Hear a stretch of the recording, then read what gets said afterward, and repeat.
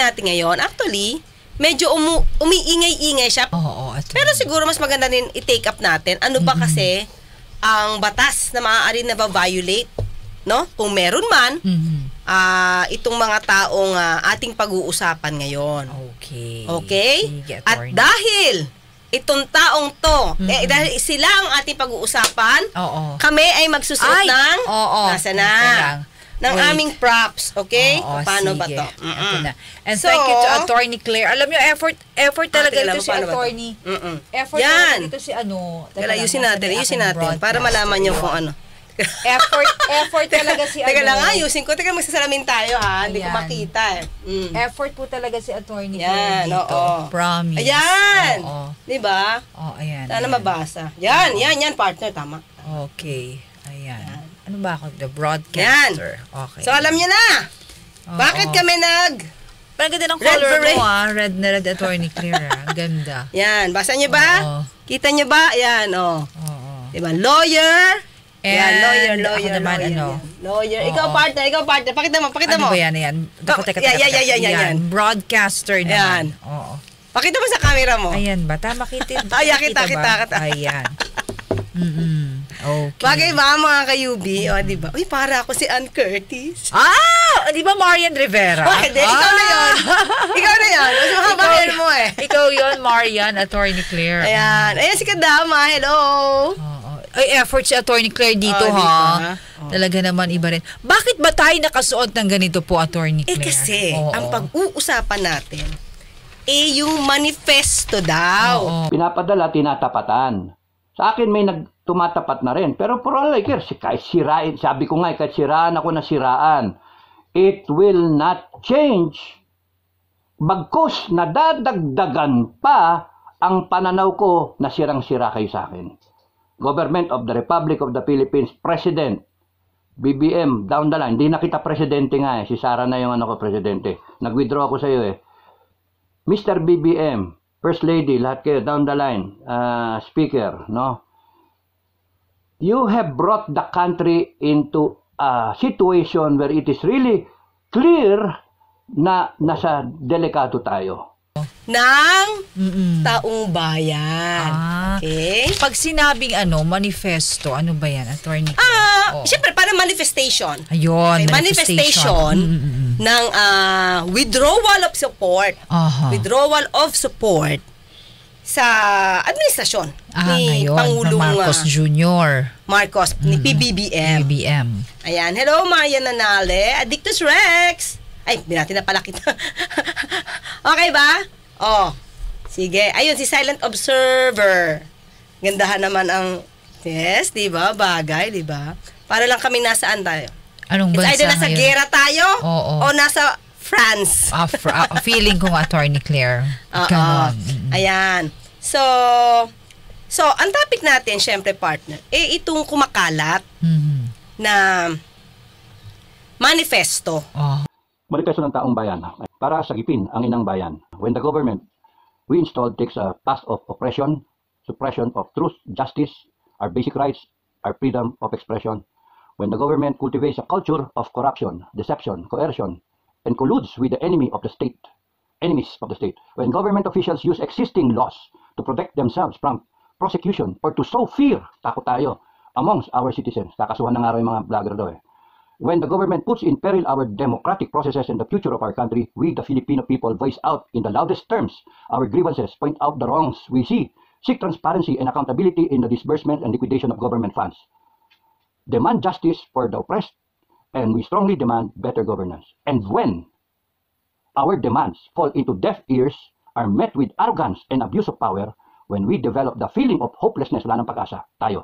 Betrayal of public officials, tinatarantado tayo. And the uncertainty of our future, delikado tayo, nadodroga yung presidente, question mark. At magpapayama silang lahat. We seek redress by exercising our sovereign will. That we, the Filipino people, effective immediately withdraw support for the President Ferdinand E. Marcos Jr. for betrayal of public trust. And we recognize BP Inday Sara Zimmerman Duterte as the President of the Republic of the Philippines by way of succession pursuant to Section 8, Article 7 of the 1987 Constitution. In God we trust. I sign. So ayun, ipopost ko yung gusto pumirma kayo. Kung ayaw nyo, wag, walang pilitan yan. Natural, pirma na rin kayo. Okay? Di ko alam kung gano'n na ba sila kadami, pero parang nakikita ko dalawa pa lang. Dalawa pa lang ang nakikita kong parang maingay. Nag-out na sila. 'Di ba? Para bang pinakita na na talagang may withdrawal of support kay PBBM. Okay. 'Di ba? Sila yung mga retired. Military men, isang retired captain, sa isang retired general. Okay. Kasi supporter sila ng mga Duterte. Yun pala yun. Wala namang masama. Katulad ng sinabi natin kagabi, partner. Wala namang masamang maging supporter ka. Kaya lang, kalayaan natin yun eh. Tama. Ang tanong natin is, tama ba ngayon yung kinikilos nila? 'Di ba? Kasi itong si Captain Clemente Enrique, partner, retired naman to. Retired. Parang batch 83 siya. Sa PMA. Okay. Okay? Yung una kasi nilang manifesto, ang hinirang 1987, batch 1987 ng PMA. Nagbigay sila ng suporta doon kay Jeffrey Celis and Dr. Lorraine Badoy. Okay. At the time na ito ay na-detain, na-cite in contempt. Okay? So, sabi niya at that time, pumirma siya doon sa Manifesto of Support. 'Di ba? Pero paglabas kasi nung parang final na manifesto, wala yung name niya. Bago po. Opo. Sir, Go ahead. may recently po, napanood ko yung isang episode na pinupuna po ninyo yung pagka-contempt ni Naka Eric at Dr. Lorraine Badoy. Kakibat po niyan, meron pong manifesto of support ang mga former mga PMAer, no? Isa po ba kayo sa pumirma doon, sir? Oo, nag-indicate ako. Makikita nyo sa Facebook ko. Tuwan-tuwa ako nung kinausap ko si General, si Danny Menes, 77. Sabi ko, sir, pirma ako. Nabasa ko na yung pirma ako. Then, pinasa niya sa akin and then nag-sign ako. Binilang ko, number 27 ako supposed to be. Pero, nung nagkaroon na ng master list, wala na yung pangalan. Wala yung name niya. Pero siguro daw, baka sa final, hindi na siya naisama. Saka, hindi ko alam, kasi hindi kasi siya batch, hindi siya hinirang. Okay? Hindi siya sa hinirang, class hinirang. Okay? Now, kasi dito, nadismaya siya, partner. Actually, magaganda naman yung mga videos nitong si Captain Clemente Enrique. Okay. Tungkol sa mga sa mga karanasan niya as PMA student, and at the same time naging part siya ng ranger. Tama, no? Basta nakita ko sa beret niya, ranger. Okay? So, medyo naiba lang kasi yung video niya nung interview siya about the SMNI.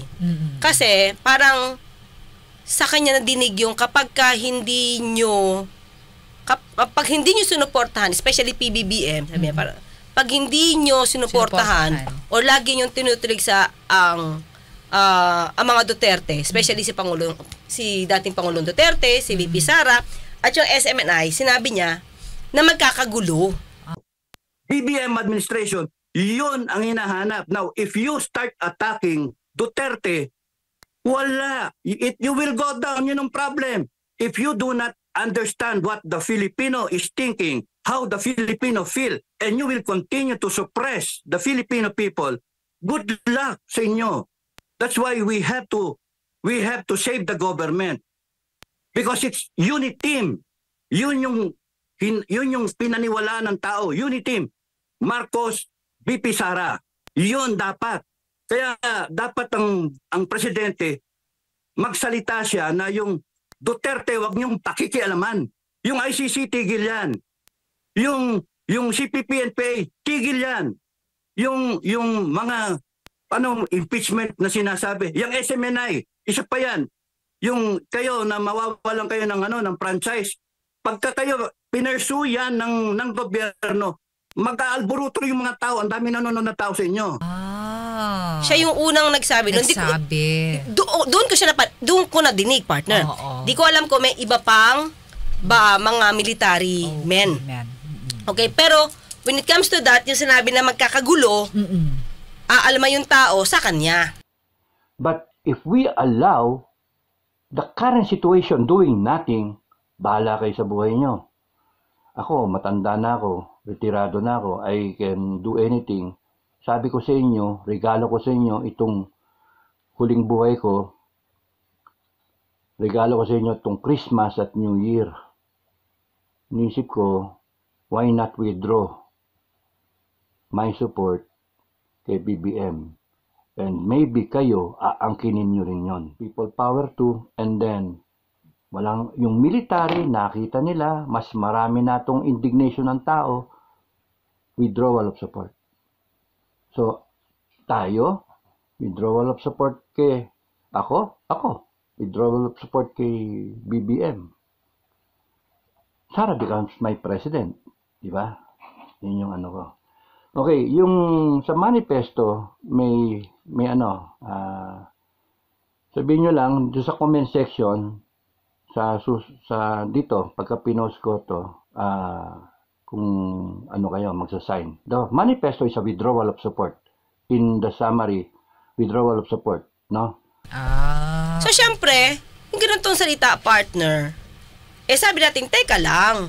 Sabi natin, parang may nilalabag kang batas dyan. Kasi diba, sabi nga natin, nandoon na nga yung nandoon na nga yung issue about sa kumakalat na plan to destabilize the government. Pinanggit ito ni although dininay later, ni AFP Chief Bronner. Diba? Tapos, we would like to unify our organization, the Armed Forces in the Philippines, into one solid professional organization. Marami po tayong naririnig ngayon, masasabi natin mga destabilization efforts. May mga nagsasabi na dapat palitan ang ating Pangulo. Biglang nag-vlog itong si Captain Clemente Enrique sa kanyang YouTube channel. Na yun nga, magkakagulo. Philippine government, BBM, your role, as the president, you stand up, binoto ka ng tao, 31 million, 31.6, wag mayabang kasi yung boto mo nanggaling din sa suporta ng Sara Duterte. If I were you, I will protect Sara Duterte, I will protect Digong Duterte. They are worth protecting rather than the people around you.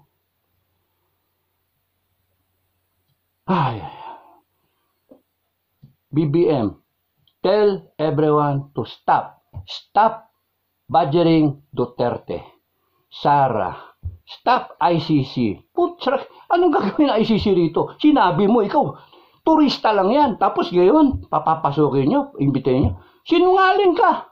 Pagka ganun. Tapos nun, unity team. Tapos, tahimik ka sa ginagawa ni Sara. Sa ginagawa sa kanya, ng kongreso mo. Ay, nako. Stop SMNI. Stop, tawag dito, stop the investigation ng franchise ng SMNI. Kaduktong yan. Pagka yan, tinuluyan nyo ng tinuluyan, Duterte will come to the aid of Pastor Kibuloy. If Duterte is in trouble, Sara will come to the aid of the father, whether you like it or not. Yun ang gusto niyong senaryo.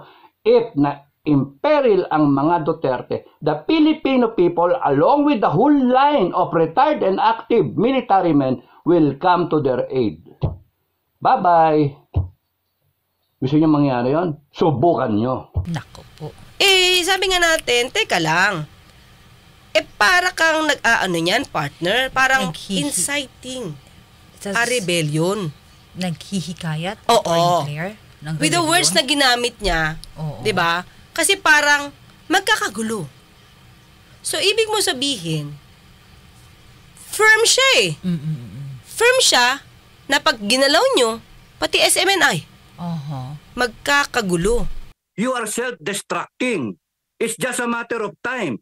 It's either you heed to the call of the people na wag mong kalabanin ng Duterte, wag mong kalabanin yung allies ng Duterte. You go for the unity team. You do not go for the rebels. You do not do things that are not necessary. Your agenda is anti-corruption. O ayan, patunayan mo anti-corruption. Ano nangyayari sa Congress? Sa budget? And then, wala. It's just a matter of time. Kung hindi mo sinundan yan, hindi, you will not reach 2028 because the people will be so fed up. Yun ang nakakatakot. Yun yung danger. So, ang tanong natin kay retired captain, ilan ba yung hawak yung tao, ilan ba ang nakausap yung kapwa natin Filipino nagsasabi na handang makibaka, lumaban kapag natanggalan, limbawa, ng franchise ang SMNI. Mahalaga yun, Attorney Claire. Ilan na ang nasa listahan nyo? Kung totoo yung sinasabi mo. Diba? Kasi partner, as of now, meron siyang manifesto. Ito. May manifesto siyang sarili. So, iba yung manifesto, partner, nung hinirang class. Iba yun, ha? Yun yung tungkol sa pagkaka-cite in contempt nung dalawang host. Okay. So, as of now, walang ibang manifesto kundi yung gawa niya. So, di natin alam kung sino ang mga tao behind this, pero parang siya ang unang nagsabi na wini-withdraw ko ang support kay PBBM, hindi na ikaw presidente ko, ang presidente ko na ay si VP Sara. So, anong action yon? Diba? So, sa akin partner, maliwanag naman yung batas natin. Kung gusto mo na yan ang paniwala mo sa puso mo, di so be it. Pero do not encourage other people to do the same. Kasi ito ay mga hulugan ng pwede siya masabi na hindi ka man nag-aalsa. Pero you're inciting a rebellion. Yun, diba? Ano ba sabi sa inciting to rebellion? O Article 138. Ito ha. Ang rebellion ay yung a person who without taking arms. Wala naman. Hindi naman sila nag-aalsa eh. Or being in open hostility against the government shall incite others to the execution of any acts of the specified in Article 134. Okay? 134 of the Revised Penal Code. Okay? So, okay. Nasaan ka na? Nasa naman ngayon ang Article 134. Anong sinasabi sa Article 134 ng Revised Penal Code? Okay. Ang sabi dito, ang 134 is about rebellion or insurrection. So, the crime of rebellion or insurrection is committed. Una, by rising publicly and taking arms against the government. Okay? For the purpose of what? Removing from the allegiance to the said government, diba? Or its laws, the territory of the Philippine Islands. Hindi naman sila to eh. Wala naman silang balak kunin yung territory, diba? Pero, meron dito kasing isang act na sinasabi na, or depriving the chief executive, which is the president. Si presidente yun. Or the legislature, mga mambabatas. Congress. Wholly or partially of any of their powers or prerogatives. So, nung sinasabi mo na wala na ang support ko sa presidente, hindi na ikaw presidente ko. Diba? Tapos, si VP Sara na yung aking presidente. Diba? Kung sabi ko nga, kung sarili mo yan, walang problema. Pero kung magmamanifesto ka at you will encourage other people to sign. Meron siyang encouragement to sign. We seek redress by exercising our sovereign will. That we, the Filipino people, effective immediately withdraw support for the President Ferdinand E. Marcos Jr. for betrayal of public trust. And we recognize BP Inday Sara Zimmerman Duterte as the President of the Republic. of the Philippines by way of succession pursuant to Section 8, Article 7 of the 1987 Constitution. In God we trust. I sign. So, ayun, ipopost ko yung gusto pumirma kayo. Kung ayaw nyo, wag, walang pilitan yan. Control, pirma na rin kayo. Maraming salamat sa inyo lahat. God bless the Philippines. Ito ang regalo ko sa inyo. Tignan ko kung mare-retouch pa. Pero basically, you know the thought. You say, I sign. And then you put your name dito sa comment section. Ito manifesto. Di ba sabi pa niya dito? Ano ba nakalagay sa manifesto, partner? Sige, pakibasa nga yung start. Basa. The Ferdinand Marcos Jr. government has taken the path of oppression, suppression of truth, justice, our basic rights, our freedom of expression. Yung resource speaker kayo. Tapos hindi sang-ayon yung sinasabi mo. Oy, contempt. Kulong ka. SMNI, suspendido ka kasi hindi sila sang-ayon sa programa mo. Tatakutin ka na tanggalin yung franchise. So, may mali eh. May mali. Oppressive nga eh, no? Oppressive. Dito, nag-react ba kayo? And that's why I'm asking you this question. Nakatanungan din po ng taong bayan at hindi nyo kayang sagutin. Magsiresign na kayo. Kung ganun rin lang. INUTIL kayo. Nakakaya kayo. Chairman, hindi mo ginawa yung trabaho mo. Dapat kasi tinanong mo din siya kung ano po ba ang sitwasyon, ba't kayo nandito sa barangay. Natural yun eh. Yun ang una mo dapat ginawa, Chairman. Huwag mo akong ganun-ganun na sa tenga, uupakan kita. Maniwala ka sa akin. Almost 5,000. Kaya nga, ikaw na mismo nagsabi, Sir, Mr. Chair, galing na mismo sa bibig mong malaki.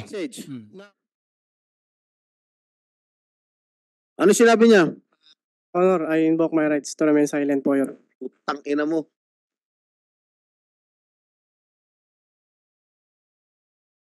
Akin na yung telepono mo. Akin na yung telepono mo. Baka naka-store pa yan dyan.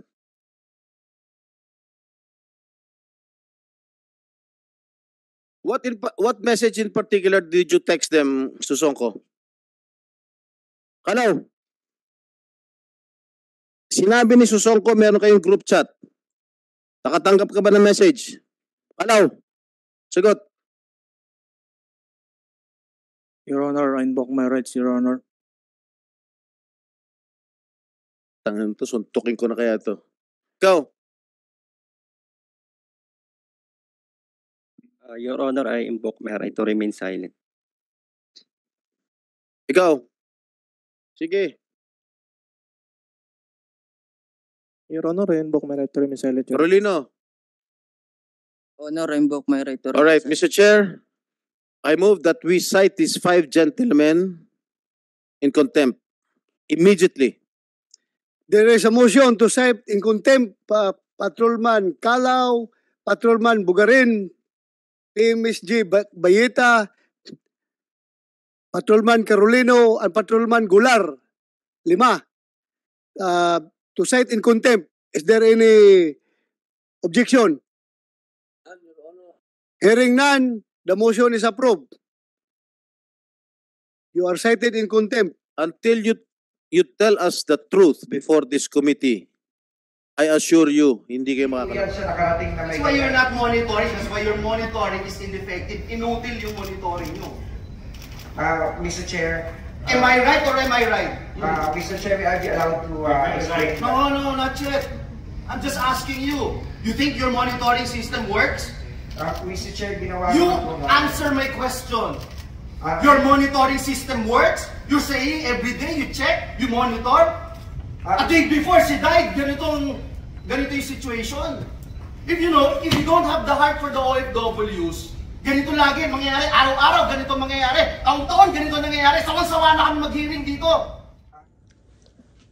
At oppressive, baka mo? Medyo delayed at selective. Masyado ang reaction nyo.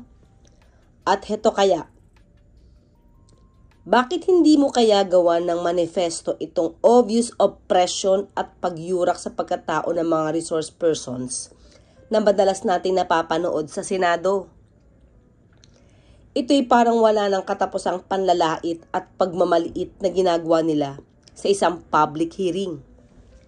Hindi ka naman siguro takot sa mga senador natin na ito para hindi mo bigyan ng pansin o sadyang wala ka lang talagang pakialam dahil feeling nyo hindi ka naman affected kahit papaano. At dito sa isyong dinadala nyo, masyadong marubdob ang pagnanais nyo na kahit mag-incite a rebellion ka, gagawin mo dahil masyado kang affected. Maraming issue na mas importante na pwede mong pagbuhusan ng tapang mo na hindi magdudulot ng kaguluhan sa bayan. O pwede ka naman gumawa ng sarili niyong gulo. Huwag mo lang guluhin ang bayan. At basta, within the bounds of the law, hindi yang mga rebelyon na nakasanayan ng mga mapangahas o adventurer na mga sundalo at militar. It calls for a leadership by example, Captain. And it doesn't need to exert so much stressful effort like what you are trying to endeavor now. Oppression. Okay, partner. Ito has taken the path of oppression. Okay. Ito, madaling sabihin to Diba? Sa totoo lang mga kayubi, lahat naman na mga nagdaang mga leaders ng bansa, hindi naman tayo nakokontento. Diba? Ulitin ko mga kayubi. Ito po ay manifesto. Hindi ko to dinidiscuss dahil maka-PBBM ako. Sinabi ko na kahapon na hindi siya ang binoto ko. Okay. Diba? Kaya lang, sabi ko, presidente na to. With due respect. Dapat maayos ang gobyerno natin. Okay? So, has taken the path of oppression. So far, ano ba ang ebidensya ng sumulat na to na merong oppression? Sabi ko, lahat naman Kahit naman nung panahon ni Pangulong Duterte, yung iba, ito rin ang nirereklamo. Diba? Oppression, suppression of truth, justice or our basic rights, our freedom of expression. Tandaan nyo, kahit sabihin natin magkaiba ang issue ng SMNI at ABS-CBN at Rappler, yung iba, ito rin ang naging issue. Nung natanggalan ng prangkisa, nung hindi pala ni-renew yung prangkisa ng ABS-CBN, di ba, nire-raise nila tong issue about freedom of expression. So, this is not new. This is not new, mga kayubi. Okay. Sige. Ayan. So, teka lang, MGN, bati muna ako. Leo Panty, hello, Chibi, Lil Ben. Ano tawag sa Vision suot natin? Cool. Anong suot?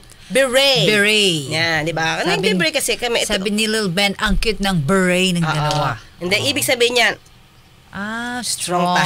Hindi, wala kasi akong ganong klaseng ranger na beret Saka baka official na yan Kaya ito lang, pamporma lang, di ba? Parang ta-artist lang, di ba? Mga kayubi. Ta-artist lang. Mga artista si Attorney Claire. Diba? Okay. So yan. Balik tayo, Attorney Claire. Okay, balik tayo. So, in other words, partner, ito, naging issue na siya. Pero, bakit hindi siya naging ito mga hindi naging maingay before. Okay. Tandaan natin, partner. Nagkaroon na nga ng kaso si dating Secretary de Lima dahil kinakalaban nyo noon ang administrasyon. Di ko naman sasabihin na yun yung reason. Diba? Kasi syempre, i-deny nila yon. Of course. Pero marami nang nag-recant. Diba? So, anong sabi nung nag-recant? Natatakot lang sila. Naku po. Noon. Kaya sila gumawa ng ganong kwento. Okay? So, sino ba ang may issue ng oppression? Diba? Ang sabi nung iba, di ko sinasabi ito mga kayubi kasi I have nothing against the Dutertes, I have nothing against the Marcoses. Kung ano yung facts. Okay? Correct me if I'm wrong. Pero kung ano lang yung nakikita natin. Iko-compare lang natin. Okay? Pagkumparahin lang. So, ang oppression, kasi meron na tayo nakitang hindi ko sabing proof, pero may nagsasabi. May living witness na na-oppress siya. Kinulong siya ng more than 6 years. Tapos, gawa-gawa yung kwento about drug dealing. Diba? So, hindi ako nagsabi niyan. nasa news yan. At nasa mga tao yan. At marami nag-recant. Lumalabas na gawa ang kwento. So, ito, about, during the time of Dilima, na sumisigaw about oppression, may nadinig ba tayo dito? Diba? Kaya sabi ko, itong issue na to, hindi siya bago. Oo, kasi nangyayari na yan. Nangyayari siya. Kahit nung panahon ni Pinoy. Oo. Diba? Ano may issue? Mamasa pa, no? Diba? So, yun. So, para to take up, parang to take arms against the government because of SMNI, para bang lahat ng tao i-encourage nyo? Oo, ginagawin yun. Diba? To withdraw support sa government, sa presidente. Ano to? Inciting a rebellion to. Oh. Diba, partner? Okay. Yan. Ngayon, sige, number 2, partner. Number 2, eto, basa. His government cultivates a culture of corruption, deception, coercion, and colludes. Tama ba, Anthony? With enemies of the state. Okay. Sabi niya, Oo. his government cultivates a culture... Mic mo, Attorney Claire. Mic mo po. Apo. Okay? So, by the way, no, yung our freedom of expression, partner, balikan ko lang ng konti ito. Opo, Attorney. Kung ang pinapatungkulan niya dito as SMNI, makinig muna siya na naging hearing, partner. Para makita niya may violations ba o wala. Okay. Kasi nasa records naman yan. So, wag silang pa dalos-dalos.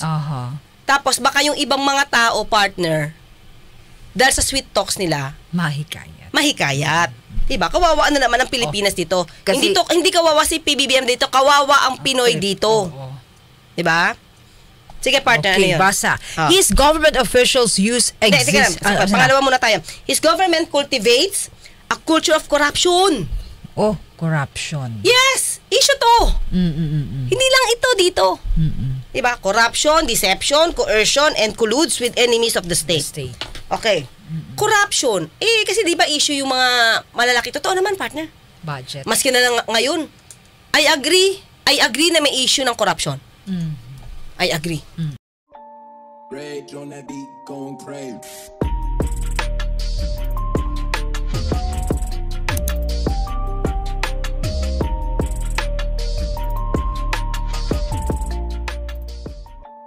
Rage on that beat, going crazy.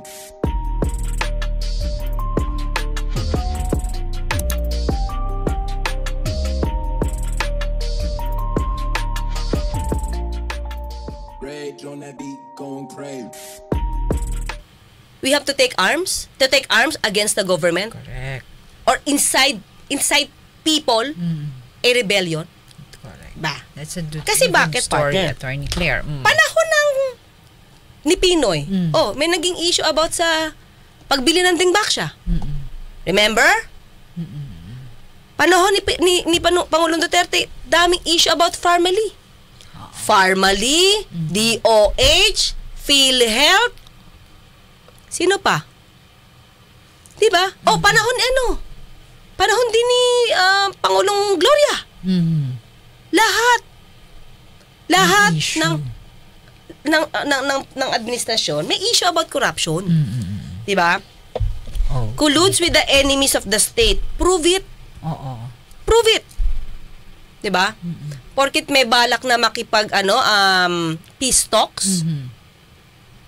Collusion na ba yun with the enemies of the state? Diba?